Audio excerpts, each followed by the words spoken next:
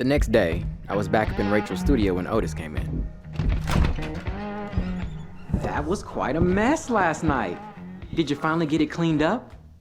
He went straight to my portrait on the floor, picked it up, and stashed it away in the closet. And I thought you were gonna hang it in a place of honor. He then went to the front window and looked out just as a car pulled into the driveway. A short, hillbilly-looking dude in overalls got out of the car from the passenger side and went around to open the trunk.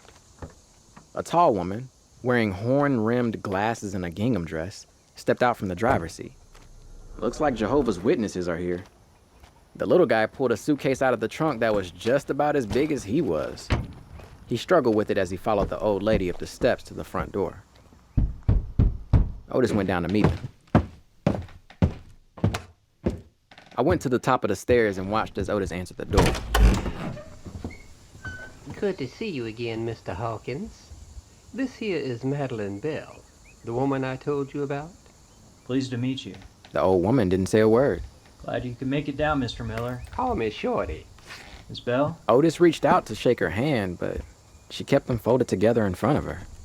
Come on in. Shorty allowed Madeline in first, then wiped his feet in a polite sort of way before he stepped inside. Otis saw the big suitcase. You can leave your stuff here by the stairs. I'll take you up in a little bit. How about a cup of coffee? Sounds fine. You said you would have some questions for me? Madeline just nodded her head, and they were off to the kitchen. My curiosity was piqued, so I moved further down the stairs to listen in. Have a seat. I'll grab the coffee. Nice old place. This was your daddy's? It goes way back. Generations of my kin have lived here. Paranormality is real common with old houses like this. Yeah, I imagine so. How long has it been going on? The haunting, I mean. Well, started shortly after my wife passed away. I'm so sorry to hear that, Mr. Hawkins. You have our deepest condolences. Thank you. And please, call me Otis. Yes, sir. Did your loved one die here, in the house? No, she passed at the hospital in Ridgetop. So far, the old lady still wasn't speaking. This here is the list of questions Miss Bell would like answered before she gets started. Okay, fine. Number 1, are you aware of anyone who has died in this house or on the property? Not recently. I was beginning to wonder if Otis was even capable of telling the truth.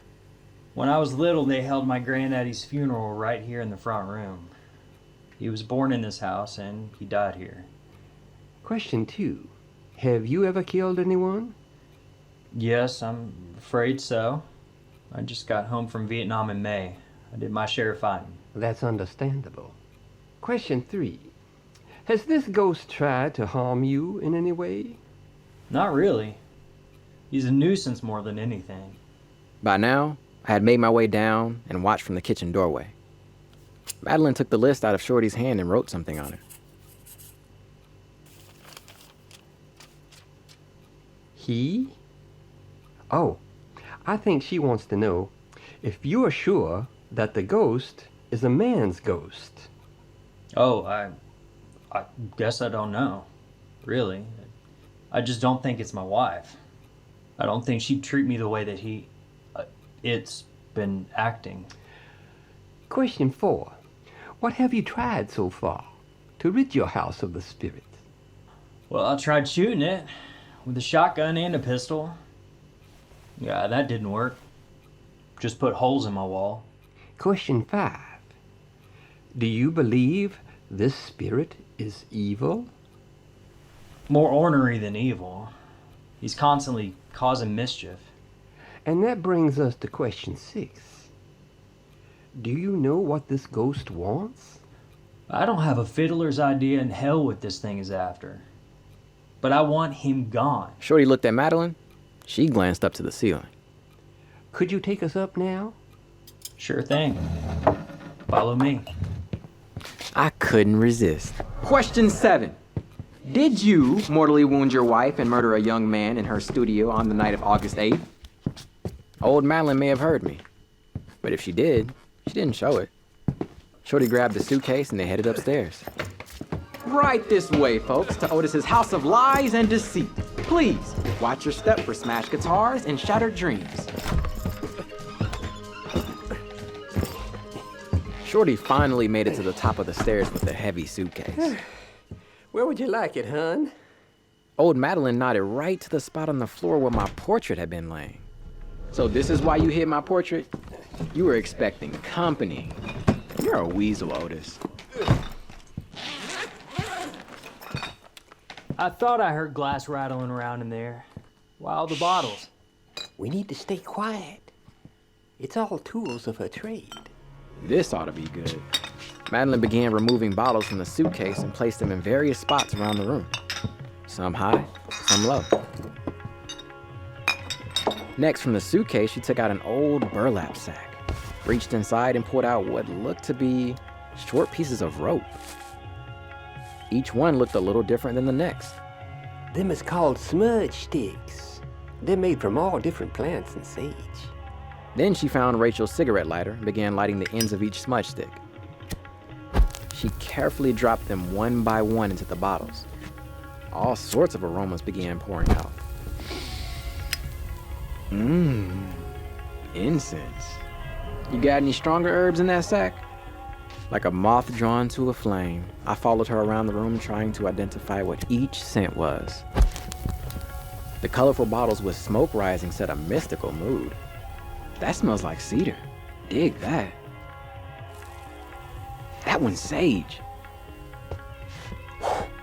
That's a strong one. So, is this supposed to drive the ghost away? With all the smoke? No, just keep watching. I was attracted to a large blue bottle she had placed on the front windowsill. I believe that's sandalwood. Am I right? In the blink of an eye, I was sucked right into the bottle and Madeline had stuffed the cork. What just happened? She's got him.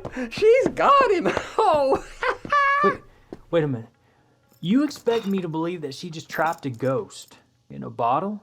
Yes, I do. 'Cause yes, she did. Can she prove it? You trapped me! That old hag tricked me! Madeline walked over to Otis and handed him the bottle with me inside. It was the first time she spoke. A ghost in a bottle ain't like a genie in a bottle. If when he gets out, he won't grant you no wishes. He might just take a mind to kill you. She left the room, and Shorty got busy picking up the other bottles and packing them away. How am I supposed to believe this? Not to worry. Miss Bell is used to skepticism from some clients. The ghost that's been haunting me is in this bottle? You can believe her, Otis. She's been at this kind of thing for a long time. It was quite a show. I'll give her that. If you ain't convinced she's done what she said she's done, you don't know us a penny.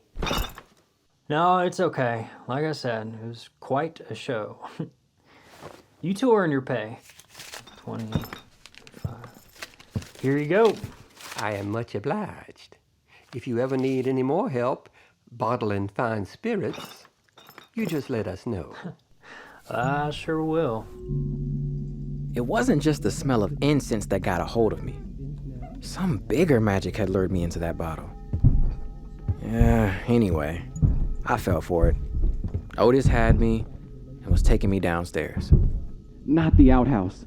Please. It's been an honor, Mr. Hawkins, to make your acquaintance, and we've enjoyed your fine hospitality. Oh, don't forget what Madeline said. It's real important to keep that haint bottled up. It could be real trouble for you if he was to get out. He ain't going nowhere. There must be some kind of way out of here. And when I find it, I might just take Madeline's advice and do you in. Give my thanks to Miss Bell. Indeed, I will. Thanks again. Good day now. If you are in there, you ain't never getting out. He decided to keep me on the mantel above the fireplace. right next to the old Confederate cap. You gotta display me next to that thing? I couldn't move inside the bottle, but for some reason, I didn't feel at all claustrophobic. I could see out. Guess I did need air to breathe. It gave me a lot of time to think about my family, about Rachel, and about the biggest question of all. Was this my fate? The cat that loved roaming free, stuck in one place for eternity?